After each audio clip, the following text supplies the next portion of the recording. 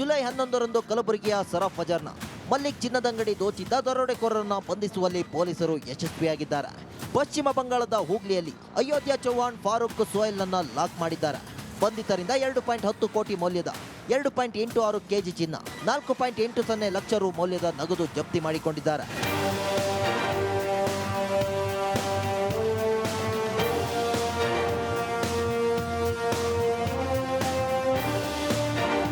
ಪ್ರಕರಣ ವರದಿಯಾಗಿತ್ತು. ಅದನ್ನು ಭೇದಿಸುವಲ್ಲಿ ಕಲಬುರಗಿ ನಗರ ಪೊಲೀಸ್ ಯಶಸ್ವಿಯಾಗಿದ್ದಾರೆ. ಅದರಲ್ಲಿ ಈಗಾಗಲೇ 3 ಜನ ಆರೋಪಿಗಳನ್ನು ಬಂಧನ ಮಾಡಲಾಗಿದೆ. ದರೋಡೆ ಕಿಂಗ್ ಪಿನ್ ಫಾರೂಕ್ ಮಲಿಕ್ ವ್ಯಾಪಾರದಲ್ಲಿ ನಷ್ಟವಾಗಿದ್ದಕ್ಕೆ ಚಿನ್ನ ಕೊಳ್ಳೆ.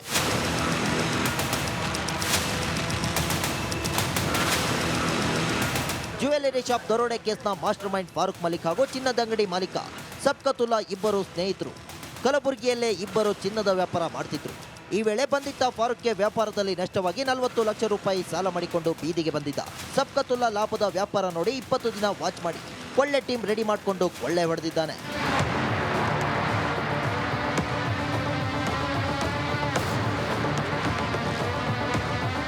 ದರೋಡೆ ಪ್ರಕರಣ ಭೇದಿಸುವಲ್ಲಿ ಹಗಲು ರಾತ್ರಿ ಶ್ರಮಿಸಿದ ಪೊಲೀಸ್ ತಂಡಗಳಿಗೆ ಸಿಟಿ ಪೊಲೀಸ್ ಕಮಿಷನರ್ ಪ್ರಶಂಸೆ ನೀಡಿದ್ದಾರೆ.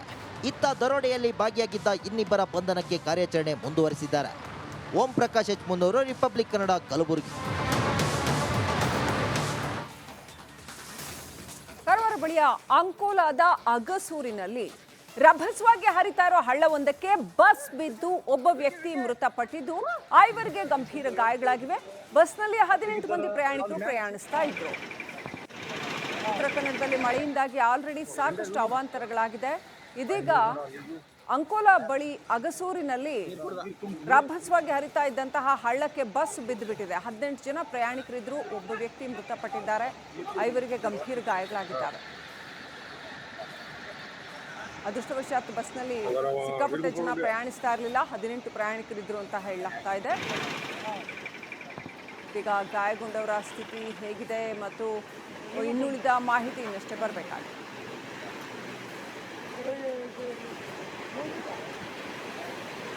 ಕಾರವಾರದ ಅಂಕೋಲಾ ಬಳಿ ಅಗಸೂರಿನಲ್ಲಿ ರಭಸವಾಗಿ ಹರಿತಾ ಇರೋ ಹಳ್ಳಕ್ಕೆ ಬಸ್ ಬಿದ್ದಿರ್ತಕ್ಕಂಥದ್ದು.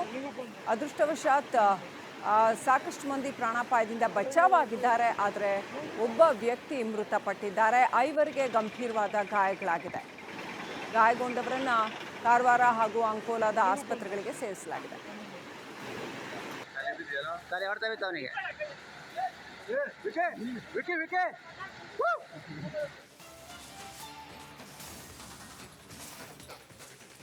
ದಾವಣಗೆರೆ ನಗರದಲ್ಲಿ 5 ಶ್ರೀಗಳು ಒಂದೇ ವೇದಿಕೆಯಲ್ಲಿ ಕಾಣಿಸಿಕೊಂಡಿದ್ದಾರೆ. ನಗರದ ಅಭಿನವ ರೇಣುಕಾ ಮಂದಿರದಲ್ಲಿ ವೀರಶೈವ ಪೀಠಾಚಾರ್ಯರ ಸಮ್ಮೇಳನ ಮಾಡುವ ಮೂಲಕ ಎಲ್ಲ ಶ್ರೀಗಳು ಒಗ್ಗಟ್ಟು ಪ್ರದರ್ಶಿಸಿದ್ದಾರೆ.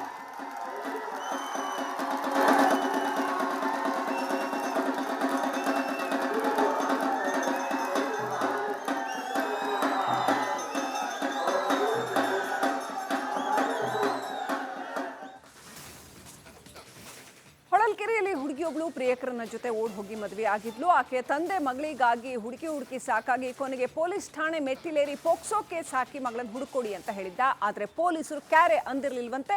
ಈಗ ಬೇಸತ್ತು ತಂದೆ ಠಾಣೆಯ ಮುಂದೆ ವಿಷ ಕುಡಿದು ಪ್ರಾಣ ಬಿಟ್ಟಿದ್ದಾನೆ.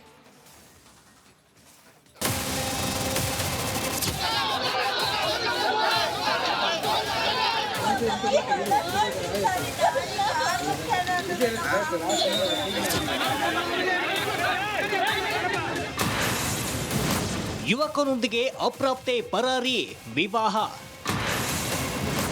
ಎಫ್ಐಆರ್ ದಾಖಲಿಸಿದ್ದಕ್ಕೆ ವಿಷ ಕುಡಿದು ತಂದೆ ಸಾವು.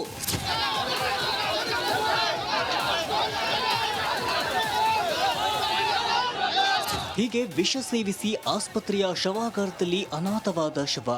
ಆತ್ಮಹತ್ಯೆ ಮಾಡಿಕೊಂಡ ವ್ಯಕ್ತಿಯ ಮೃತದೇಹದ ಮುಂದೆ ಕುಟುಂಬಸ್ಥರ ಆಕ್ರಂದನ. ಕೇಸ್ ದಾಖಲಿಸದ ಪೊಲೀಸರ ವಿರುದ್ಧ ಆಕ್ರೋಶ.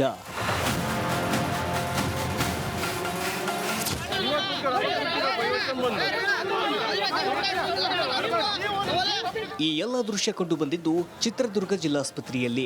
ಈ ಅಜ್ಜಯ್ಯ ಹೊಳಲ್ಕೆರೆ ತಾಲೂಕಿನ ಗಿಲಕೇನಹಳ್ಳಿಯವರು. ತಮ್ಮ ಅಪ್ರಾಪ್ತ ಮಗಳನ್ನ ಕರೆದೊಯ್ದು ಗುಂಡೇರಿಯ ರಘು ಎಂಬಾತ ಪ್ರೀತಿಸಿ ವಾರದ ಹಿಂದೆ ಮದುವೆಯಾಗಿದ್ದ. ಇದರಿಂದ ನೊಂದ ಬಾಲಕಿ ತಂದೆ ಅಜ್ಜಯ್ಯ ಹೊಳಲ್ಕೆರೆ ಠಾಣೆಗೆ ದೂರು ನೀಡಿದ್ದ. ನನ್ನ ಮಗಳಿಗೆ ಇನ್ನೂ 18 ತುಂಬಿಲ್ಲ, ಪೋಕ್ಸೋ ಕೇಸ್ ದಾಖಲಿಸಿ ಮಗಳನ್ನ ಕರೆತನ್ನಿ ಅಂತ ದೂರು ನೀಡಿದ್ದರು. ಆದರೆ ಹೊಳಲ್ಕೆರೆ ಪೊಲೀಸರು ಕ್ಯಾರೆ ಅಂದಿಲ್ವಂತೆ. ಪ್ರಭಾವಿಗಳ ಒತ್ತಡದಿಂದ ಎಫ್ಐಆರ್ ಕೂಡ ದಾಖಲಿಸಲಿಲ್ಲ. ಇದರಿಂದ ನೊಂದು ಅಜ್ಜಯ್ಯ ನಿನ್ನೆ ವಿಷ ಕುಡಿದಿದ್ದರು. ಇವತ್ತು ಚಿಕಿತ್ಸೆ ಫಲಿಸದೆ ಮೃತಪಟ್ಟಿದ್ದಾರೆ. SIT ಪಾಲಿಟಿಕ್ಸ್ ಡೀಟೇಲ್ಸ್ ಬ್ರೇಕ್ ನಂತರ.